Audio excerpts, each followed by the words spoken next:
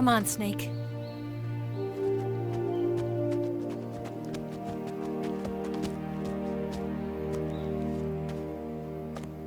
We made it. We made it. Over there.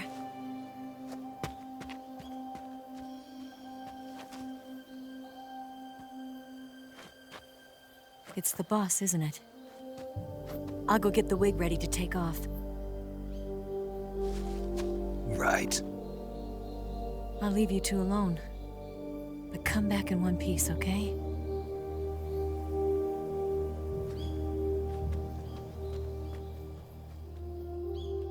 Promise me!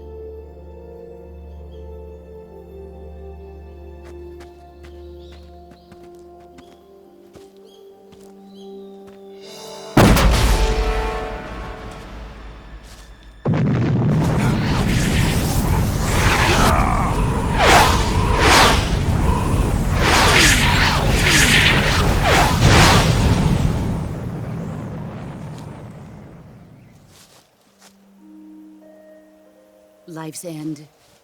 Isn't it beautiful? It's almost tragic. When life ends, it gives off a final lingering aroma. Light is but a farewell gift from the darkness to those on their way to die. I've been waiting, Snake, for a long time. Waiting for your birth, your growth, and the finality of today. Boss. Why are you doing this? Why? To make the world one again. The world used to be whole. But with the end of the Second World War, the philosophers began to fight amongst themselves, and the world was torn apart. The Cobras, my comrades who trained and fought alongside me, were torn apart as well. The foibles of politics and the march of time can turn friends into enemies just as easily as the wind changes. Ridiculous, isn't it? Yesterday's ally becomes today's opposition. And this Cold War? Think back. When I was leading the Cobras, America and Russia were fighting together. Now, consider whether America and Russia will still be enemies in the 21st century. Somehow I doubt it. Enemies change along with the times, the flow of the ages, and we soldiers are forced to play along. I didn't raise you and shape you into the man you are today just so we could face each other in battle. A soldier's skills aren't meant to be used to hurt friends. So then what is an enemy? Is there such a thing as an absolute timeless enemy? There is no such thing, and never has been. And the reason is that our enemies are human beings like us. They can only be our enemies in relative terms. The world must be made whole again. The philosophers must be reunited. I will devote my skills to that purpose. And with the Colonel's money, I will achieve that end. Just as I once created the Cobras. They are my family. I may no longer be able to bear children, but I still have a family. It was November 1st, 1951. I was in the Nevada desert participating in atomic testing. The name Nevada is derived from Spanish, covered in snow, white as snow. And snow is exactly what I saw in that Nevada desert. It froze my blood white. Snake, you were an atomic test subject, weren't you? On Bikini Atoll. That's part of the reason I was drawn to you. You and I are alike. We're both slowly being eaten away by the karma of others. we'll never have the chance to die peacefully of old age. We have no tomorrow. But we can still have hope for the future. In 1960, I saw a vision of the ideal future from space. 3 years earlier, the Soviet Union had succeeded in launching Sputnik, the first man-made satellite in history, into orbit. This came as a huge shock to the United States. In response, America threw everything it had into its own manned spaceflight project, the Mercury program. Even as the Soviets seemed poised to send their first man into space, America was still experimenting with chimpanzees and rockets. The government wanted human data, so they secretly decided to send a human being into space. I was the one they chose. At the time, they didn't have the technology to block out cosmic rays, and whoever they sent up would inevitably be exposed to heavy radiation. That's why they chose me. After all, I'd already been irradiated once. Of course, you won't find any of this in the history books. I could see the planet as it appeared from space. That's when it finally hit me. Space exploration is nothing but another game in the power struggle between the US and the USSR. Politics, economics, the arms race, they're all just arenas for meaningless competition. I'm sure you can see that, but the Earth itself has no boundaries. No East, no West, no Cold War. And the irony of it is, the United States and the Soviet Union are spending billions on their space programs and the missile race, only to arrive at the same conclusion. In the 21st century, everyone will be able to see that we are all just inhabitants of a little celestial body called Earth. A world without communism or capitalism, that is the world I wanted to see. But reality continued to betray me. In 1961, I was sent to Cuba, to Bahia de Cochinos. It was part of a CIA-sponsored invasion under the guise of taking Cuban exiles back to their country. But the US government betrayed them. Our weak-kneed president held back their air support. Defenseless, the exiles were annihilated by the Cuban army. All I could do was watch in silence. I was set up by the very country I'd sacrificed so much for, by the very government I dedicated my life to defending. I was driven from the surface world, and I went underground. Then, 2 years ago, I faced the Sorrow, my old comrade in battle. He was my friend. But one of us had to die. I was left with no choice. The Sorrow gave his life for me. There is no enmity between us. One must live, and one must die. That was the mission. The ones who gave me that mission were the philosophers. Early in the 20th century, the true holders of power in the United States, the Republic of China, and the newly formed Soviet Union gathered together in a secret meeting that would later be known as the Wise Men's Committee. The secret pact they formed there marked the beginning of the philosophers. But the last of the original members died in the 1930s. After that, the organization began to run out of control, and the Wise Men's Committee degenerated into a mere shell of its former self. The philosophers of today have no sense of good or evil. Their influence extends to countries and organizations involved in every aspect of every war. They have become war itself. That's how they operate. The sacrifices of war cause a shift in the times. This shift leads to renewed conflict, and in turn triggers the next war. Like a nuclear chain reaction, each conflict sparks countless others, forming an endless spiral that will continue on for eternity. Do you understand what I'm saying, Snake? By consuming me and you, the philosophers intend to keep that cycle going forever. It was my father who explained all of this to me. He was one of them. You see, I am the last remaining child of the philosophers. But after he revealed the truth, my father was killed by that same shapeless, formless organization.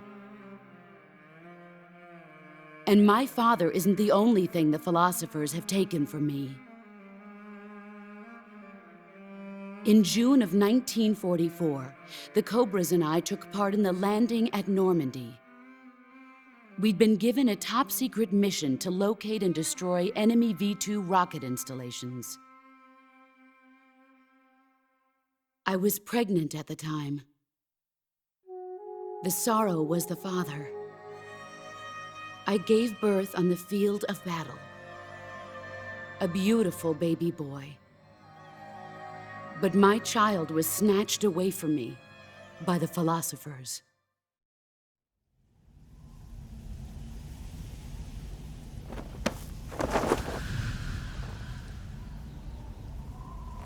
Look at this scar. This is proof that I was once a mother. I gave up my body and my child for my country. There is nothing left inside me now. Nothing at all. No hatred, not even regret. And yet sometimes at night, I can still feel the pain creeping up inside me, slithering through my body like a snake.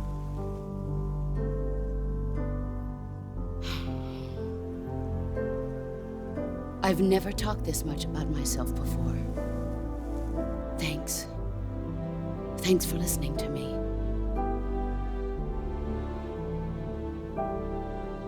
I feel content. Snake,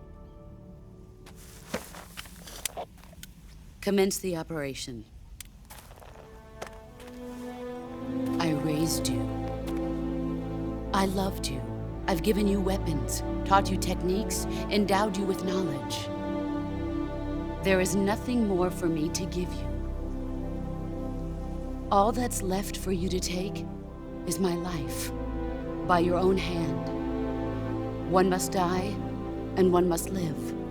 No victory, no defeat. The survivor will carry on the fight. It is our destiny.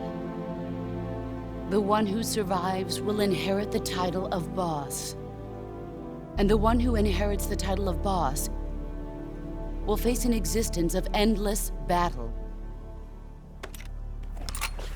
I'll give you 10 minutes. In 10 minutes, MiGs will come and bomb the hell out of this place. If you can beat me in less than 10 minutes, you'll be able to escape in time. Let's make this the greatest 10 minutes of our lives, Jack. Boss. You're a soldier. Finish your mission. Prove your loyalty. Face me. Let's see what you're made of.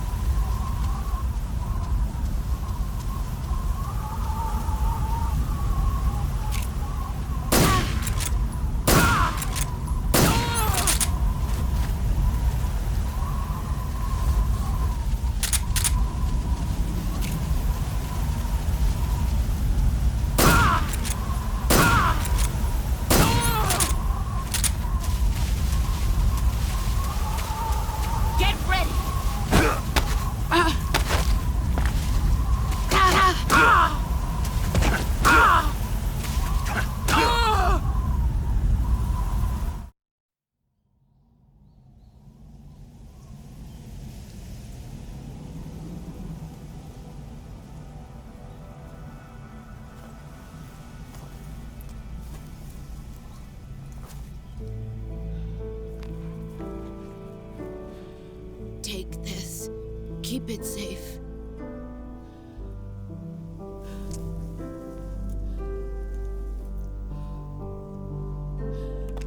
It's our only hope.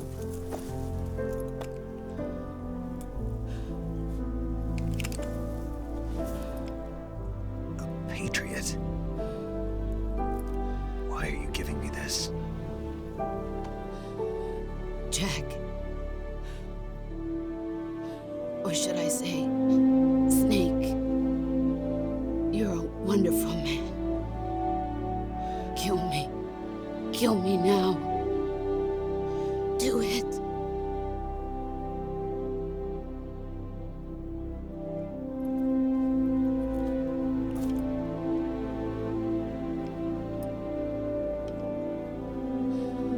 There's only room for one boss and one snake.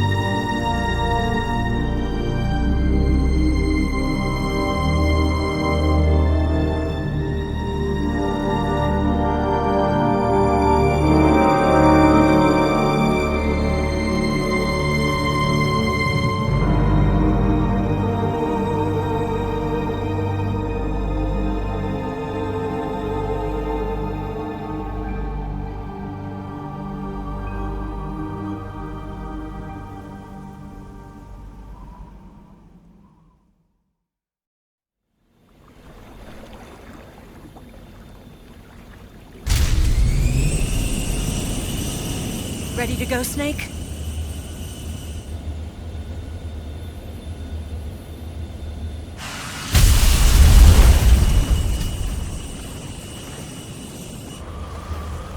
Are you okay? Snake? Yeah.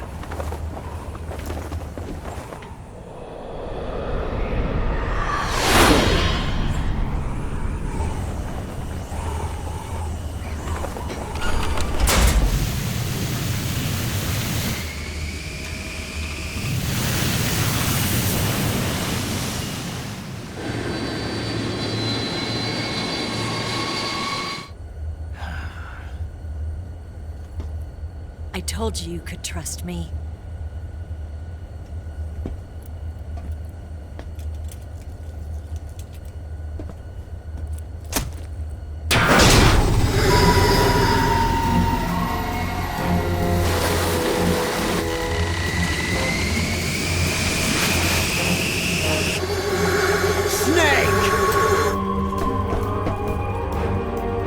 Ocelot! We're not done yet!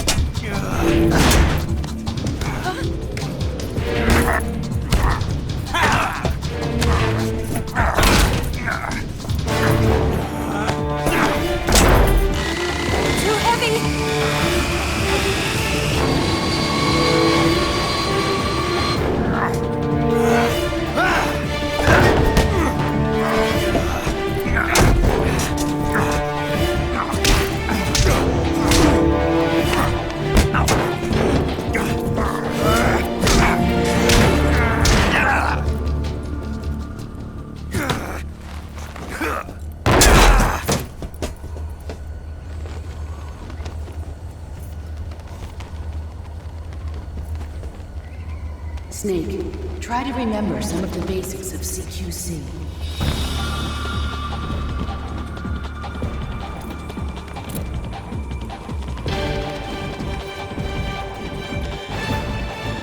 Not good!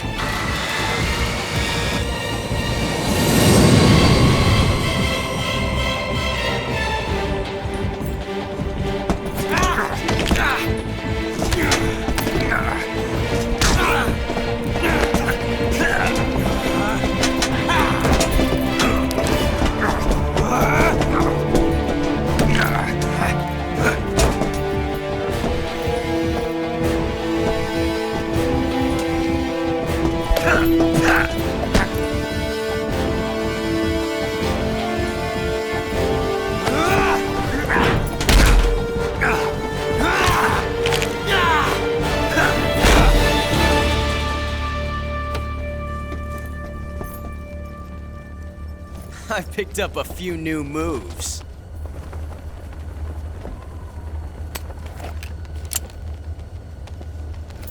Huh. It doesn't feel right to shoot an unarmed man. But I'll get over it. Eva!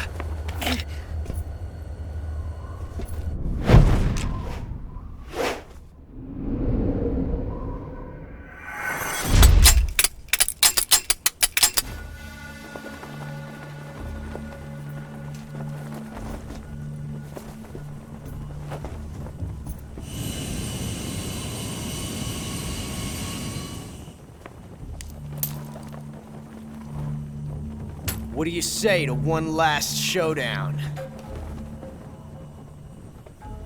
Yeah, all right.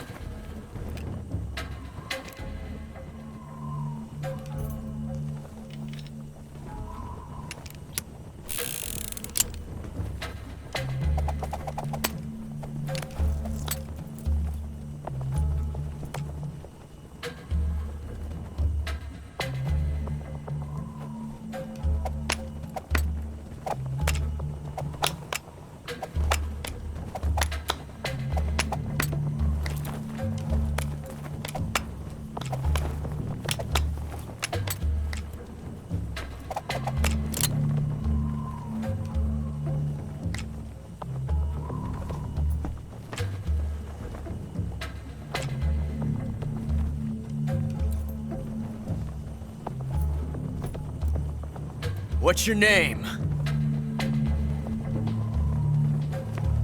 Snake. No, not that name. You're not a snake, and I'm not an ocelot. We're men with Names. My name is Adamska. What's yours? John. Very well, John. Plain name. But I won't forget it.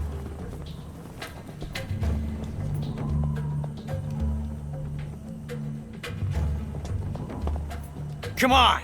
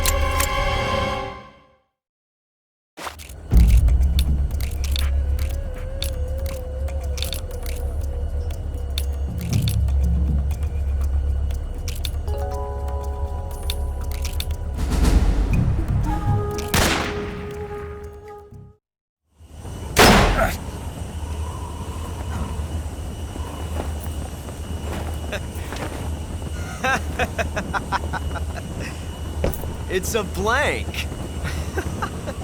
Oh, that was fun.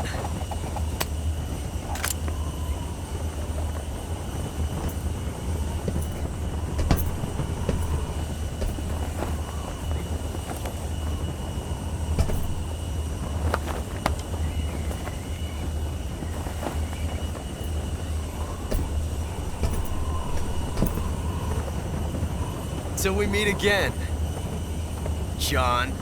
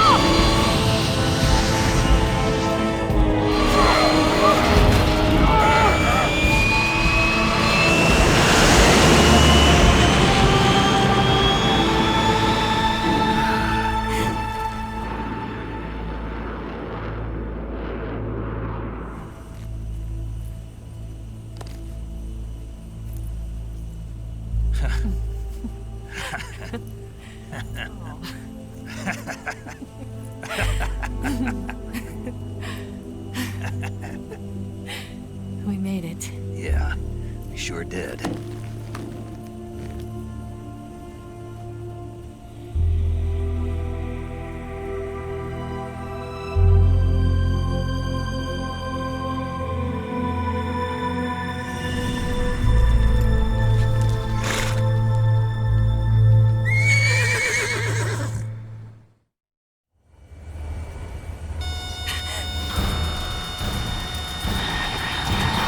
Oh no, Migs!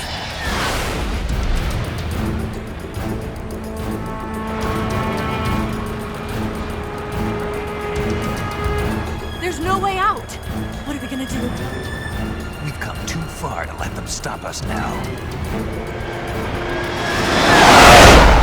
Those things have got to be armed. It's no use. There's no way we can outmaneuver them.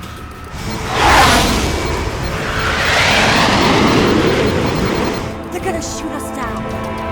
We were so close. Weapon systems on. Locked on target. I got towed. You were great, Eva. Huh? Thanks.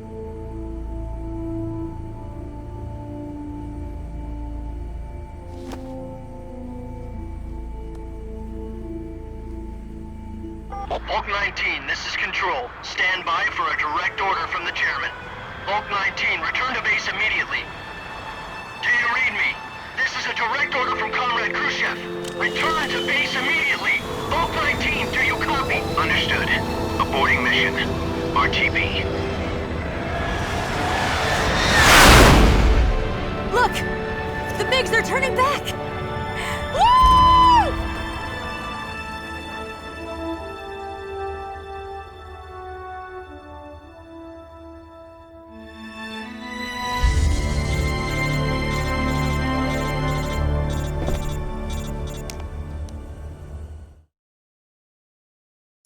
Well done, Snake. The MiGs disengaged. Most likely under orders from Khrushchev. Is this his way of helping us? Who knows? Maybe he didn't want things to get messier than they already are. Or maybe he just wanted us to owe him one. The important thing is, you made it out alive. As long as Khrushchev is with us, I don't think they'll be coming after you. It should be smooth sailing all the way to Alaska. I'm sending someone out to Galena Base to meet you. To meet me? The DCI and the President himself are waiting at Langley. Don't keep them waiting.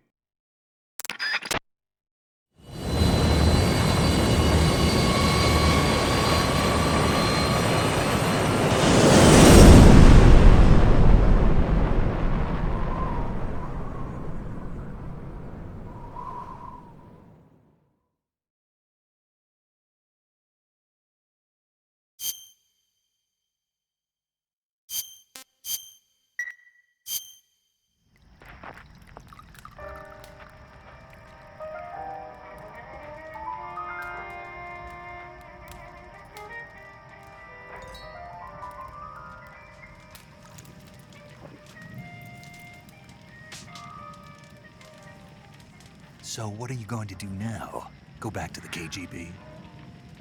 What do you want me to do? Did you ever think about coming back to America? I can't go back. I've left America behind me. But you saved this country. I didn't do it alone.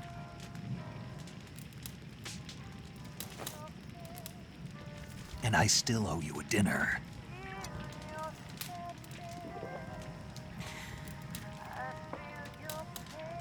Is that part of your mission too? Or is it an order? Or is it an invitation?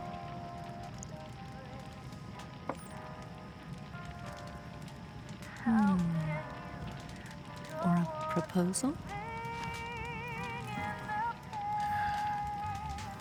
I don't take orders from anyone now.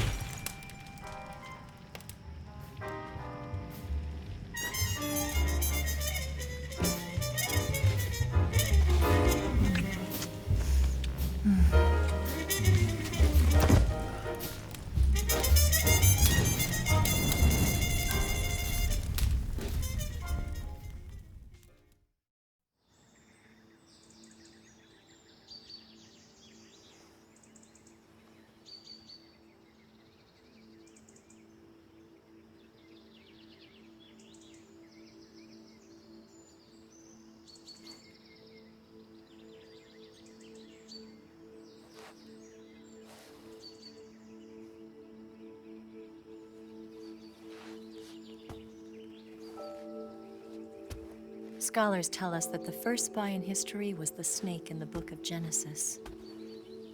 In that story, it was Eve who was tempted by the snake in the Garden of Eden. But this time around, it was I who tempted the snake and got away with the forbidden fruit of knowledge. Forgive me, snake.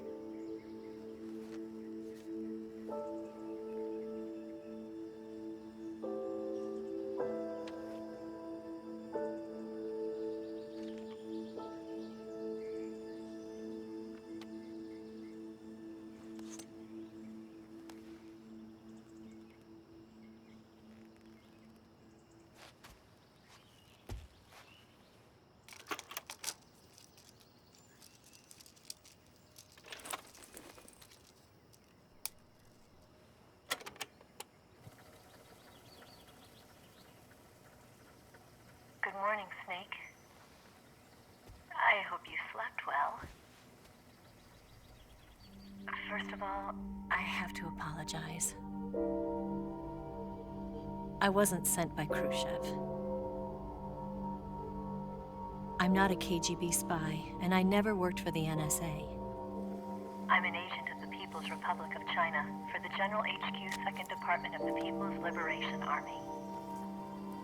It was all a lie. I tricked you. And I'm sorry.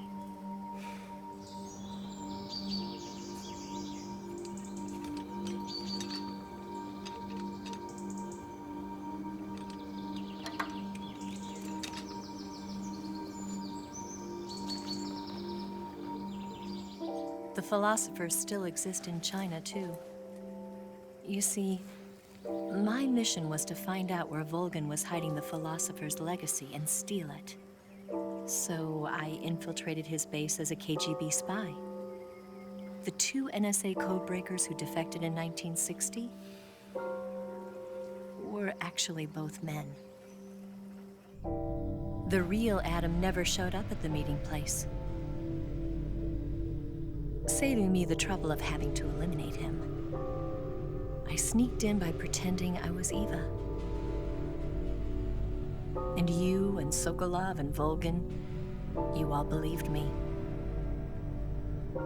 The philosopher's legacy was originally held in common between the US, Soviet Union, and China. We couldn't let the Russians and the Americans take it all for themselves. The Chinese government had its eye on the legacy, too. I got the film containing the legacy, and also the nuclear missile launch data from the Shagohod. 5 years ago, the Soviet Union stopped supplying us with nuclear weapons technology. Since then, China's Liaodong easing, hydrogen bomb, and space rocket projects have fallen behind. But with this data, our country will be able to develop its own nukes. We'll create a deterrent force to rival those of the US and Soviet Union. Everything has gone according to plan, thanks to your help. I, too, am one of the philosophers. I'm an agent of the philosophers, a graduate of one of their charm schools. I was raised in a joint US-Soviet-Chinese facility to become a sleeper agent. This was before the war. Back then, they were collecting children from all over the world. As a result, I'm indistinguishable from a native-born American. So it didn't surprise me when you and Volgin couldn't tell the difference. But she knew right from the beginning. She knew because before the war, she was at one of the philosopher's schools too, as an instructor. The boss was the only one I couldn't fool. She was the only one who knew I was a fake. She told me everything. Why did she open her heart to me like that? At the time, I couldn't understand it. But now, I think I do. Snake. She wanted you to know the truth. She chose me to tell you. That's why she saved my life. I've lied to you so many times, but not this time. My orders from the government were to obtain the legacy and to eliminate everyone who knew the truth about what happened. In other words, I'm supposed to kill you.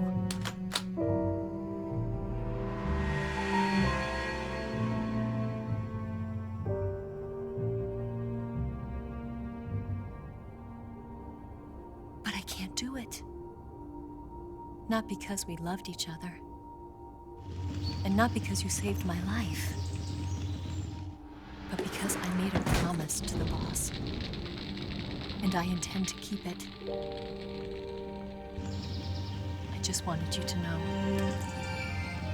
And you have to live.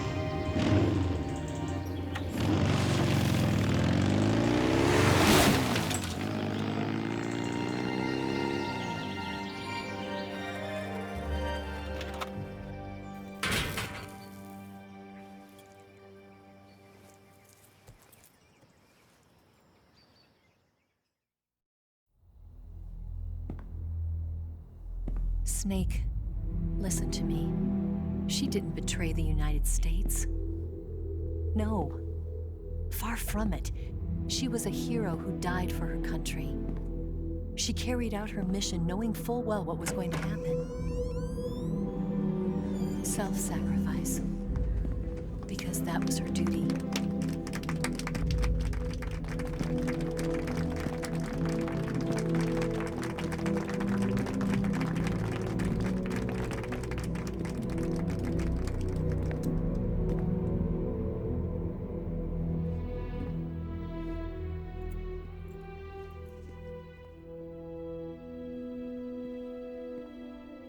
You are above even the boss.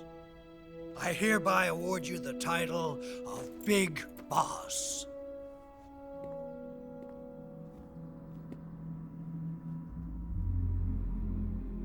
You are a true patriot.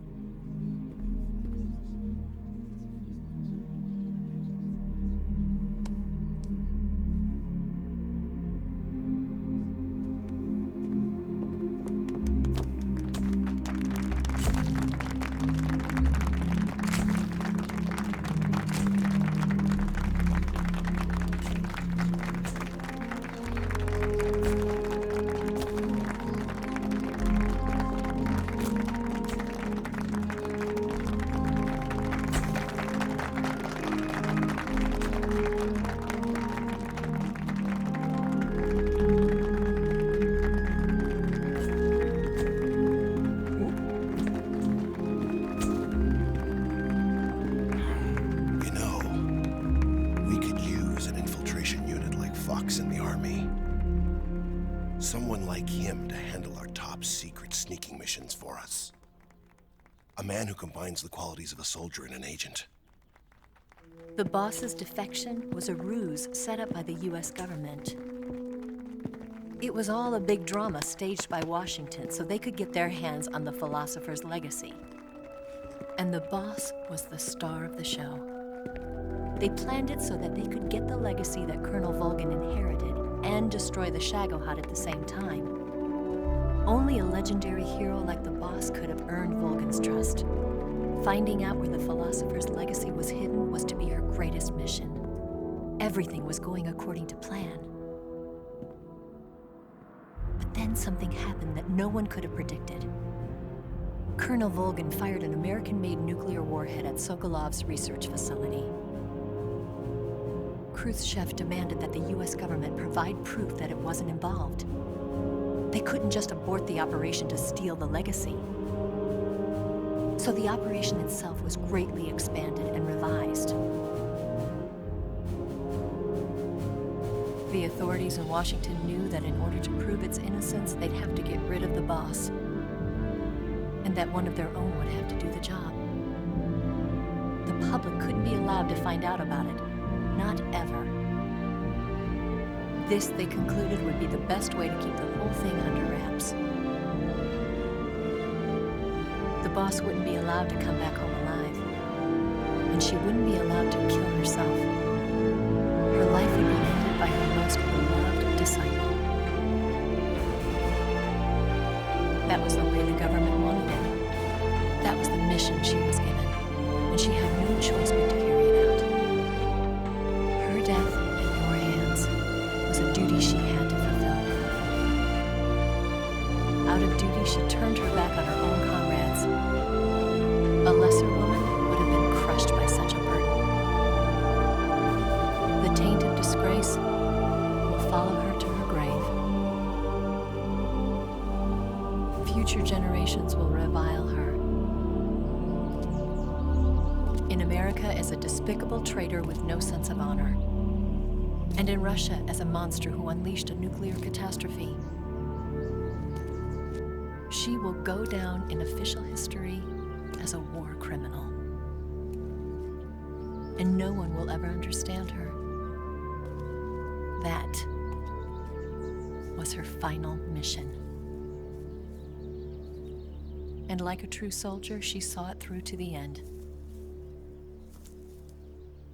But I think she wanted you, of all people, to know the truth. She wanted to live on. in your memory.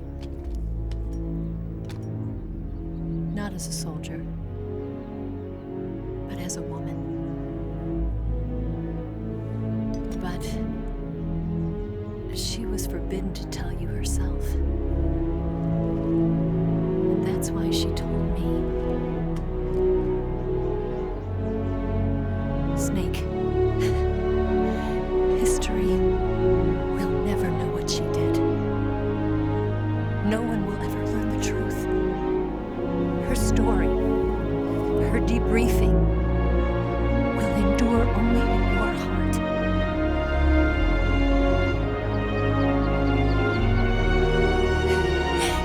Everything she did for her country. She sacrificed her life and her honor for her native land. She was a real hero. She was a true patriot.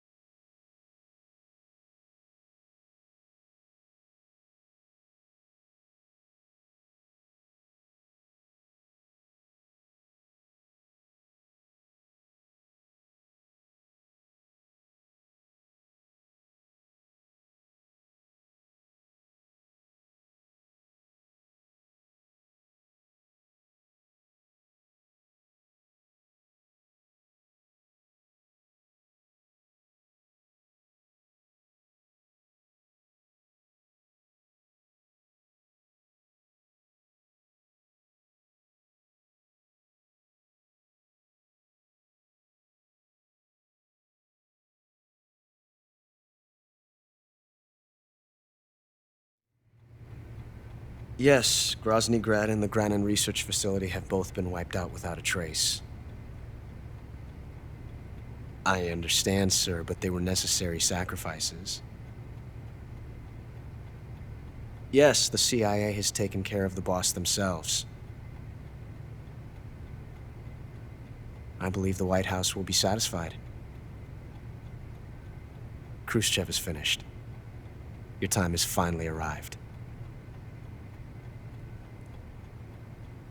Yes, the American president is relying on us to keep a lid on the whole affair. We've got him by the balls. It should make a valuable trump card in future negotiations.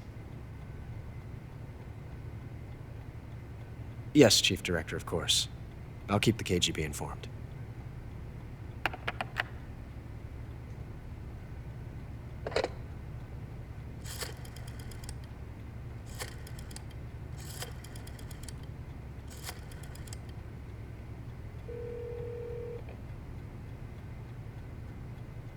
Yes, it's me. The boss has accomplished her mission. The philosopher's legacy is now safely with us, in America's hands. With this money, yes, the philosophers can finally be revived. The film we handed the Chinese was a fake. Peking must be in an uproar right about now. I'm afraid so. Only half the money has made it back to the United States. The KGB must still have part of the legacy. Yes, the weapon has been reduced to ashes. That's right. Grozny Grad has been obliterated by the Davy Crockett we brought in as well. Yes, that was the boss's work too. Speaking of which, I've obtained something from Granin that you might find interesting. It's a revolutionary new nuclear attack system. Perhaps it might just come in handy someday. Yes, we have Snake to thank for that. Khrushchev believed it as well. Yes, they bought our story. I don't think they'll be making a fuss. The secondary alert has been lifted as well. And the Soviets still haven't discovered my true identity. They have no idea that I've been triple-crossing them. I will continue my activities as a contact for the new government. Yes, it appears that no one knew that I was Adam. Of course, I'm always at the CIA's disposal, Mr. Director.